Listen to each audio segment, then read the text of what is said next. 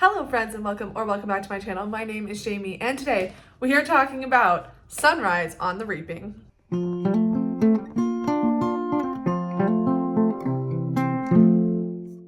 Yes, Sunrise on the Reaping, the highly anticipated prequel novel to the Hunger Games trilogy. This is the one that people have been dying for.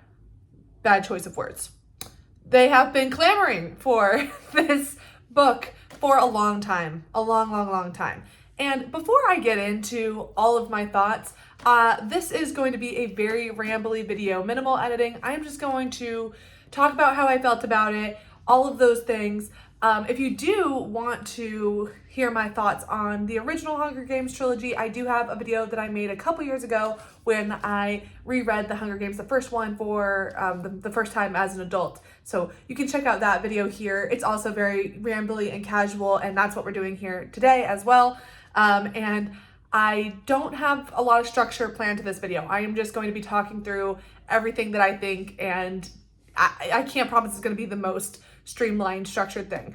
Also, I did post a poll about whether you guys would like to see this video including spoilers or without spoilers, and the spoilers won. So there are going to be spoilers ahead in this video. This is your warning. With that warning out of the way, let's get into it. Sunrise on the Reaping. Of course, everybody knows this is about the 50th Hunger Games, the second quarter quell, and this is Haymitch's story. This has been something that people have been asking for forever, a really long time. Now, I do think that I have to preface this by a couple things. So I read The Hunger Games, the first one, when I was a child. I was in 7th grade and I read it right when the first one came out. We actually read it in class, which is really crazy. I don't know how my teacher was able to make that happen, but she did. We read it as a class, and I really loved the first one.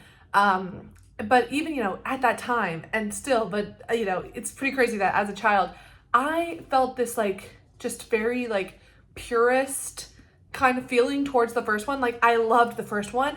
I didn't need a series. I didn't need more of them. I think that's going to be a very unpopular opinion. I know that everybody loves Catching Fire. I think Catching Fire is probably a lot of people's favorite book in the series, and I do not blame them.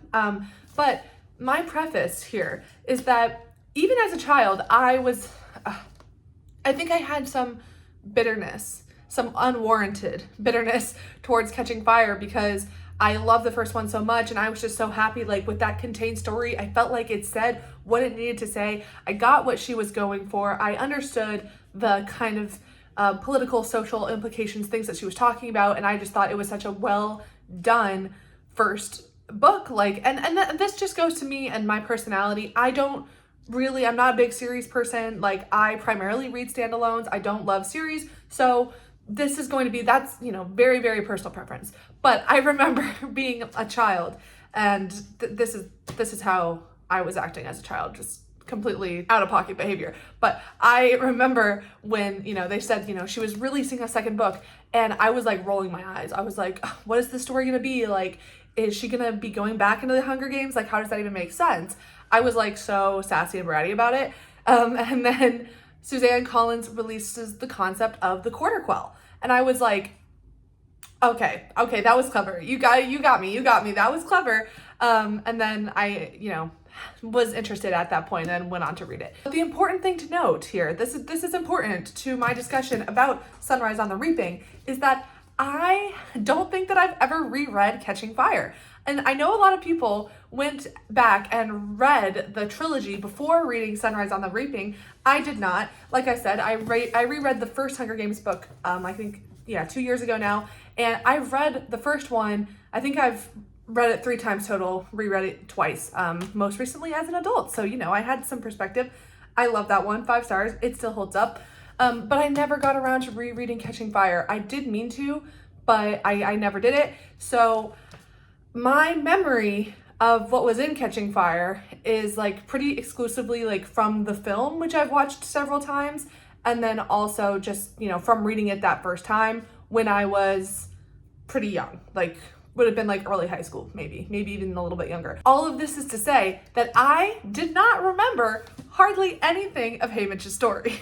This made my experience with Sunrise on the Reaping probably very different from most people who had just finished rereading the trilogy. What I remembered of Haymitch's game, I knew that there was something to do with the arena. I knew, like, with the force field. That I did remember from Catching Fire. What I did not realize until after I actually finished Sunrise on the Reaping is that I thought that, like, when they described Haymitch's games in Catching Fire, I thought it was like 2 lines. Like, I thought it was pretty vague. I didn't even remember what the arena looked like. I vaguely remembered things, you know, everything being poisonous, and then I remembered the force field around the arena. I remembered that, but I did not realize how much detail Catching Fire actually goes into. I went back and read, you know, that chapter that goes over Haymitch's games in Catching Fire after reading Sunrise on the Reaping, and I was kind of surprised to find that it was like 3 entire pages. Like, everything that happens in the games is laid out very clearly in, you know, 3 full pages of description of Haymitch's games. It even includes the people that were with Haymitch and, you know, the different tributes at which stage that they were with him in the games, which is kind of crazy, honestly. This is crazy to me that people wanted Haymitch's games. They wanted a whole novel, even though we were given so much information in this one. This is, again, just my personality. I was not ever one of those people that was like clamoring for more. To be honest, it's not that I wasn't interested, I guess. It's just that, like, I felt that we were given enough information. And to be honest, I was like, I don't know if I need to read about 48 more children dying. Like, I don't know. I never really thought that was necessary. I felt like the departure that happens, you know, kind of in Catching Fire with the rebellion that they're forming, and then obviously in Mockingjay when we are taken out of the Hunger Games arena completely, like, I was okay with that. I felt like okay with that natural progression. To be honest, I don't think that I needed to return to the arena in this capacity. And then, you know, same thing with Ballad of Songbirds and Snakes. I don't know, I wasn't a fan of that one. I liked this one definitely more than that, but I just did not need to be inside President Snow's head, and I did not really want to be a part of the 10th Hunger Games in that way either. Those aren't all my thoughts about that one, but I don't have time to get into that. The reason I'm prefacing so much about my experience is because I feel like the context is important to how someone is going to experience a book, and, you know, what your relationship is with the fandom is going to explain a lot of your feelings. I know that the people who were waiting for this book are going to have, you know, some different predisposition to feeling a certain way about it. Anyway, I didn't need this book. Like, I wasn't begging for it, even though I completely forgot all of that happened in Catching Fire. It didn't matter. I still didn't really need this book, because in general, like, just blanket, I'm kind of over the death game media trope. It's gotten so popular, obviously, majorly popularized with the Hunger Games series, but then of course we also have Squid Game, you know, and then all of the horror movies about it, and it's just a very popular trope these days, and it's gotten to the point that I'm just a little tired of it. I'm just kind of done with it, and I don't know, like, as I've gotten older, I just don't know, truly, I just don't know that my heart can handle this kind of media anymore. And that's really crazy because, like, I read horror books all the time. Like, I you know, I love things like Walking Dead. Like, I still read a lot of horror, but I don't know, I just didn't really need to be a part of this in the same way that people, you know, other people have been clamoring for it. But obviously I was curious. I was like, well, yeah, I mean, Suzanne Collins came out of the woodworks to write this like 400-page book. I am very curious what she has to say, because obviously, you know, knowing Suzanne Collins, writing style and kind of like why she writes what she writes, I knew that she wasn't just writing this to kind of go into detail about Haymitch's games. She had something specific she wanted to do. And that is where I was curious. That's why I really picked this up. Not because I wanted to experience the 50th Hunger Games, but because I wanted to see how Suzanne Collins was going to make the political, socioeconomic commentary and where specifically she wanted to go with that commentary in this newest release in the year of 2025. And I do think that it kind of sits a little bit odd with me, the way that, you know, the fandom and just, you know, book lovers in general and us as a culture, as a pop culture moment, you know, we all want more Hunger Games books. And it kind of just makes me feel a little bit weird because we're asking for a long description of the 50th Hunger Games where, you know, we have more tributes that die. And I get it, it's fiction. And like I said, I just read a lot of horror. I read horror. I read, you know, dark things. I'm not saying it's, you know, immoral to read things like this or anything like that. Like I believe that reading is a freedom and you should be able to read whatever you want. And listen, I read some really dark stuff. So I'm not saying that there's like a morality here, but I do think it is a little bit weird that we just crave death game media. Because in that way we are acting as, you know, those capital citizens, those, you know, in the Squid Games, we're acting as those, you know, rich people watching the death occur, you know. Same thing here with Squid Game. Everybody's like, more games, more games, more games. We want to see how people die in different ways. Same thing here. We have more tributes, more ways of dying. It's just like, it's getting a little weird to me.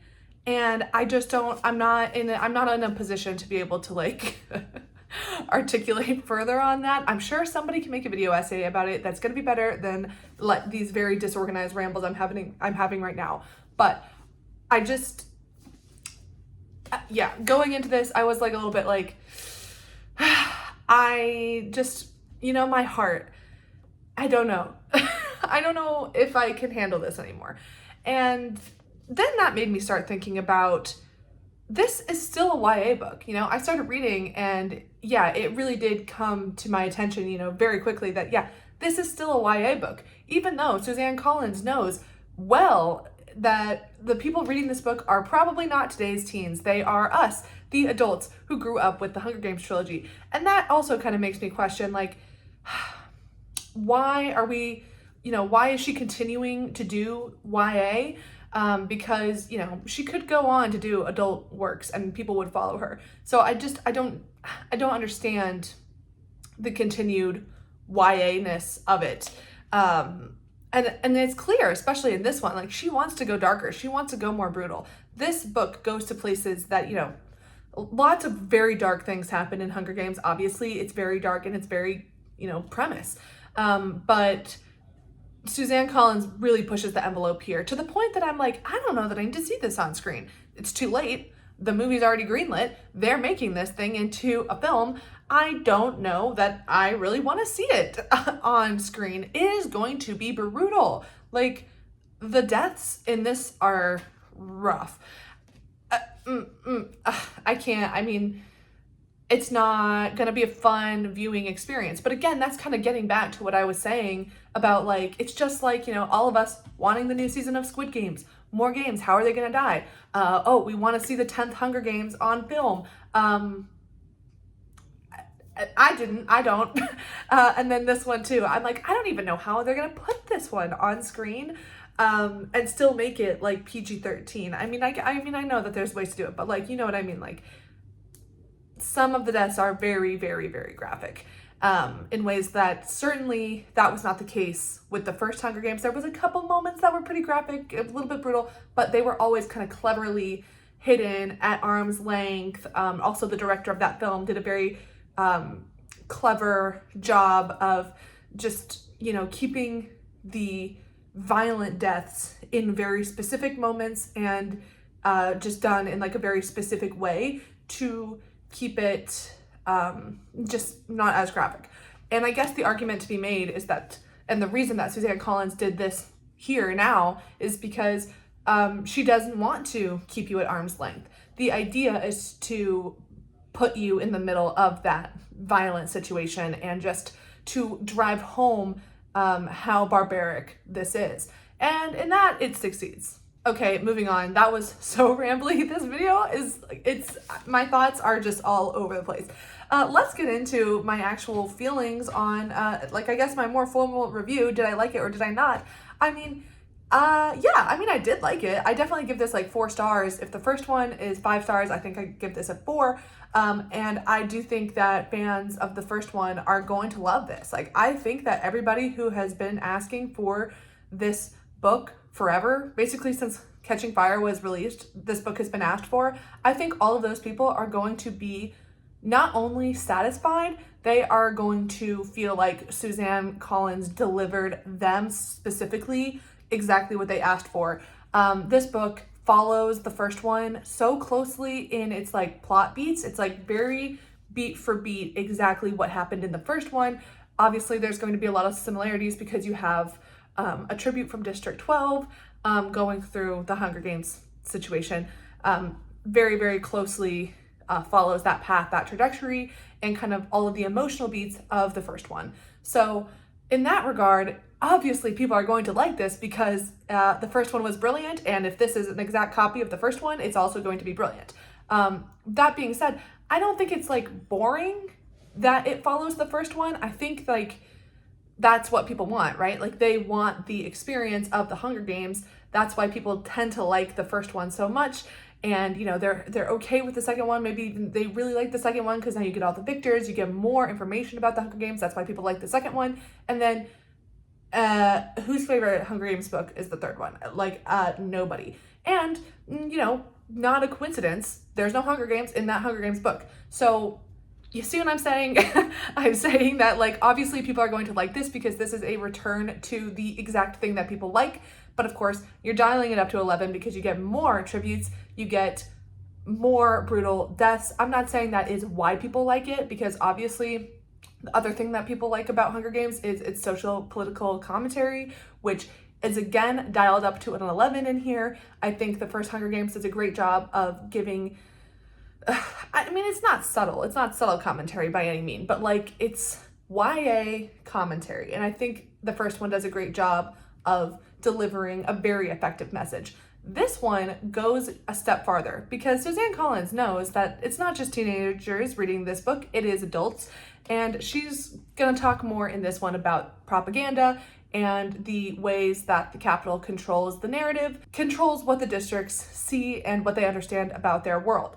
And I loved that aspect of it. One of my favorite things about this book is that it proves and it shows that Katniss was not, you know, the first revolutionary, not even close. It's just that the revolutionary acts that were happening were kind of behind the scenes and they were hidden from the knowledge, from the view of the districts. I really love that aspect. The whole, you know, the revolution is not televised aspect of it is very, very clever. I love that this book provides the framework of, it's not that Katniss was the first person to ever attempt to rebel in any kind of way about the games. They've been being rebelled against forever, for as long as they've existed. As long as they've existed, there have been people trying to change things.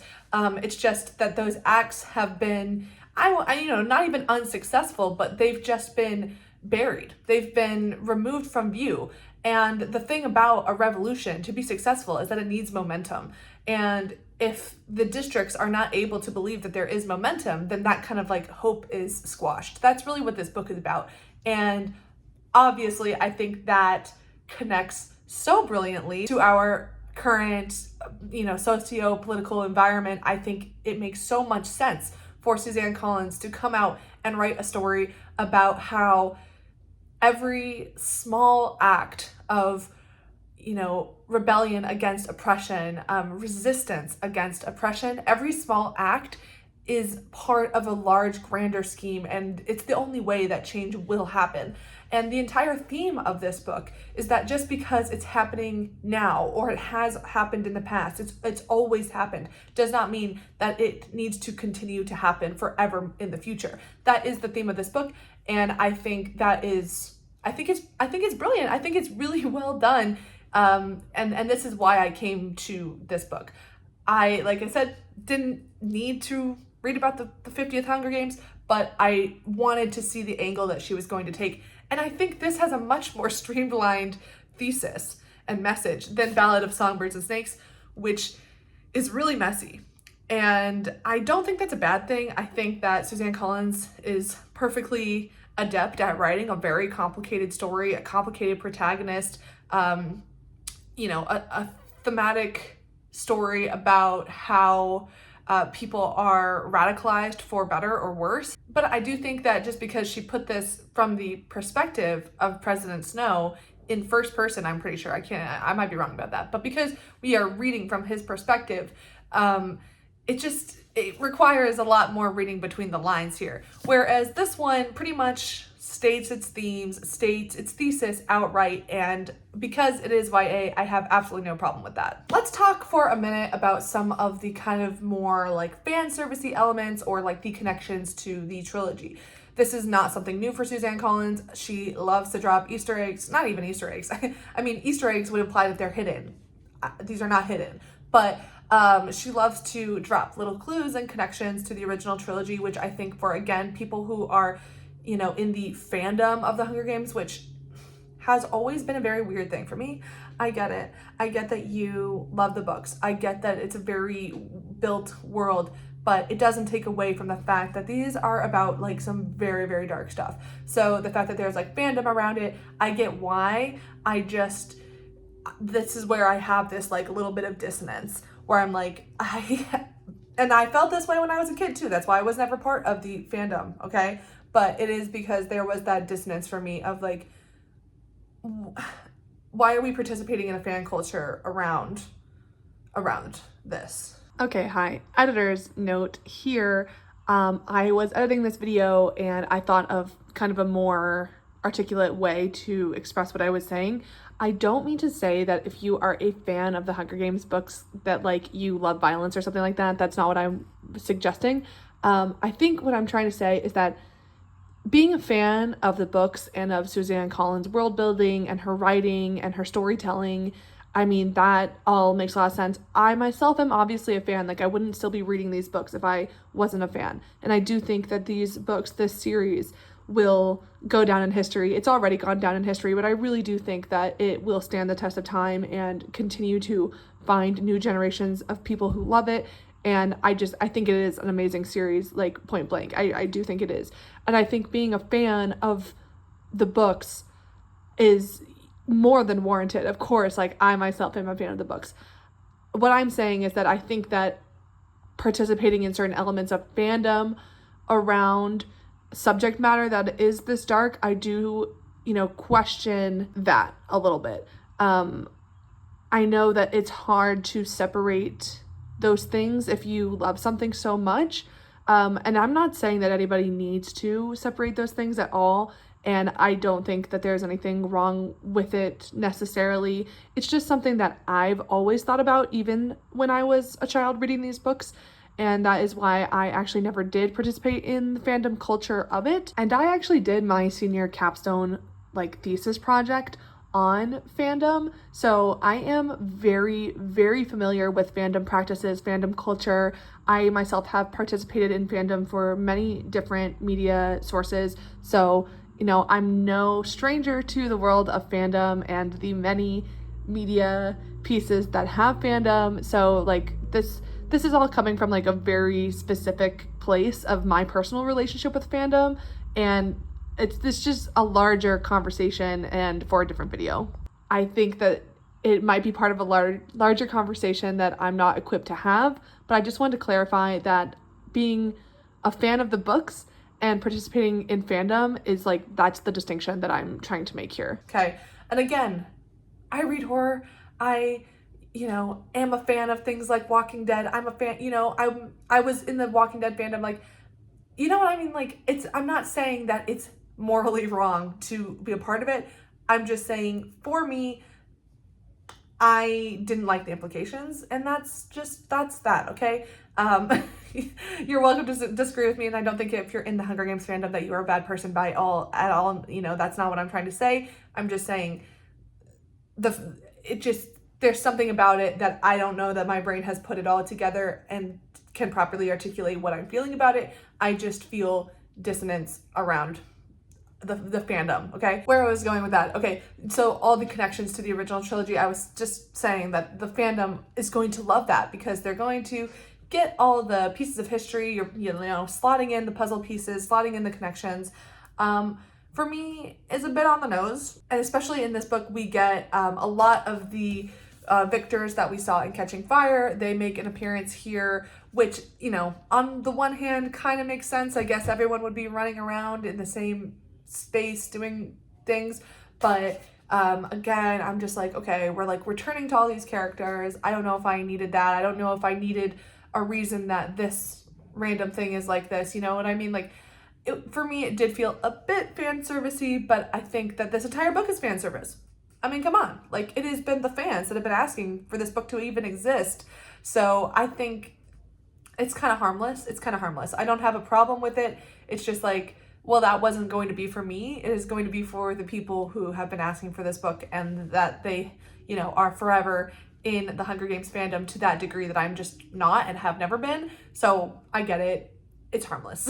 A big question is, was this book needed because we did get Haymitch's Hunger Games story in Catching Fire? Was it needed? And to that, I don't know. I mean, I definitely had a good time reading this book because there was a lot of things, I was surprised because I hadn't reread Catching Fire. I couldn't remember. I didn't even remember who Maisie Donner was. So the fact, everything that happened with that character was a surprise for me. And I do think that, it was still very emotionally gut-wrenching to read this, even though, even if you would have known what was going to happen. Suzanne Collins just writes these stories so beautifully and emotionally, and it's going to hit you. It's going to hit you whether or not you know what's going on. I mean, I'll read the first Hunger Games and I know exactly what's going to happen, and I'm still emotionally touched every time. So I don't think that knowing what's going to happen is going to change your enjoyment of this story. But I mean, for me, I was like, yeah, I mean, I had that thrill because I didn't know what was going to happen. Obviously, we know that Haymitch is going to survive. We know that his story is not going to have a happy ending. And a lot about what happens with his family and things because those elements were told to us in Mockingjay. So knowing how the story ends, I think that's a fun challenge that Suzanne Collins takes on. It's like, how do you build tension when everybody already knows? But really, like, the point that she's making here and the reason that she wrote this is to, again, go to that propaganda kind of element of how the version of the Hunger Games that we're told in Catching Fire is just not the whole story. It's been heavily manipulated by the Capitol. It's been changed. We don't know everything that Haymitch tried to do to sabotage the games, to stop the Capitol, to, make a difference, which, I think knowing that he wanted so badly to stop the games, and then us as the readers knowing full well that they continue on for 25 years, it adds that layer of dramatic irony and painful emotion. So people were crying at the end of this book. I didn't. I think it's just, I wasn't crying because it takes a lot to make me cry in a book, first of all, but also, like, I knew this was going to be a tragedy. There was no world in which this wasn't going to be a very sad, heart-wrenching book. So I think I was, like, emotionally, like, had my walls up reading this book. My favorite parts, I really enjoyed meeting the other tributes from District 12. Obviously makes their deaths just, that much harder. But I think it is kind of interesting because you get more tributes in this one and you meet more characters and they have a different relationship than in the original Hunger Games books, where Katniss is very much like keeping everybody away because she knows that there can only be one winner, and she's not really willing to work with them in any regard. That's different. Here we meet a lot of them, and I think that makes their deaths all that much more impactful. Yeah, I don't know. I mean, it's tough. It's tough. I don't like this more than I like the first one, but I do think it was really well done. And obviously, if you are a Hunger Games fan, this is going to be perfect for you. This is going to be everything that you asked for and more. I'm saying that as if you've watched this video and you haven't read this book, because at this point I'm giving full spoilers. You know what I mean. I think this was exactly what everybody wanted when they were asking for this book. I think Suzanne Collins delivered on absolutely every single measure. I'm afraid for what this is going to look like on the big screen. I don't of course, like I say, I'm not gonna go, but like, yeah, I'm gonna go watch the movie. I'm not sure. I'm not sure that I'm ready for it though. I'm really not. I really want them to bring back the director of the first film. That's the thing for me about the films. I really loved how the first director did that movie. I felt like it was pitch perfect. Soundtrack, perfect. Direction, I loved it. It was just so exactly what I wanted.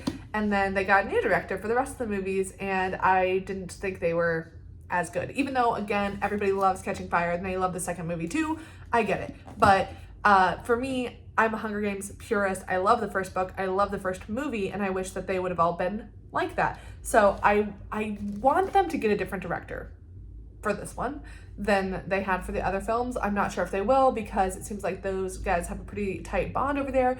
Now that I don't work in my field that I used to work in, which was film and television, I can talk a little bit more openly about how I feel about some adaptations and things. I never really wanted to touch that while I still worked in the industry, but I've made a career shift. I'm not in that anymore, so maybe I will, but I don't know. I still like don't want to I still want to just like stay in my lane and talk about books, you know, but I do hope that they kind of go a different direction for the direction of this film. I don't know. We'll see. I did want to mention that if you love Hunger Games, if you are a Hunger Games fan and you are no longer a teenager, you are an adult who has grown up, and you're, you've grown up with this series and you want something that is similar but new and more grown up, not YA, I have to plug Chain Gang All-Stars. This book is fan-freaking-tastic. Chain Gang All-Stars by Nana Kwame Adjei-Brenyah. If you have not read this book and you are a Hunger Games fan, you must read it. It is so good. It is basically like a grown-up Hunger Games. It takes place in a world of a very perhaps nearer future than we'd like to believe, in which people that have been imprisoned or sentenced to a lifetime in prison have the opportunity to fight for their freedom in a death match. And it's really well done. There are so many connections to the Hunger Games trilogy. This is obviously, I think a lot of it was inspired by the Hunger Games and kind of wanting to use those elements to tell a slightly different story. There's a lot of overlap, but there's also, this is talking very specifically about the oppression of Black people in America. This is, very focused on just a more specific element of that political discussion, more so than Hunger Games, but it is really good, emotional, heartfelt. I mean, it's going to give you everything. It's going to give you the feeling of reading that first Hunger Games book for the first time. It is so fantastic. It was my favorite book of 2023, and I think about it all the time. Like, if you love Hunger Games and you have not read this, you need to. There you have it. Those are my thoughts, my very rambly and unwieldy thoughts on this book. Like, I don't even know. I really apologize if that was not coherent. Just really, summing it up, I think this was a very well done book. I don't know if I necessarily needed this book, but if she was going to write it, I'm glad that this is the direction that she took with it. I felt like the messaging about propaganda and about how every little piece of resistance eventually leads to that moment of change for the better. I think that is some very needed messaging these days. So props, well done. I think I would be really interested to see what Suzanne Collins did if she ever stepped away from YA and if she ever stepped away or stepped out of this series. But I can't see anybody not liking this book. I can see some people being like, I don't, that was kind of not needed or unnecessary. But I think that if she was going to write it, I think that she kind of justified its existence. And that is really all I could ask for. I gave this 4 stars. Let me know down in the comments. Let me know all of your thoughts about Sunrise on the Reaping, because I know if you've made it this far in the video that you have read this book. So let me know what your thoughts are. Thank you so much for being here. I hope you have a wonderful rest of your day, week, month, and year, and I will see you back here next time. Thanks so much. Bye.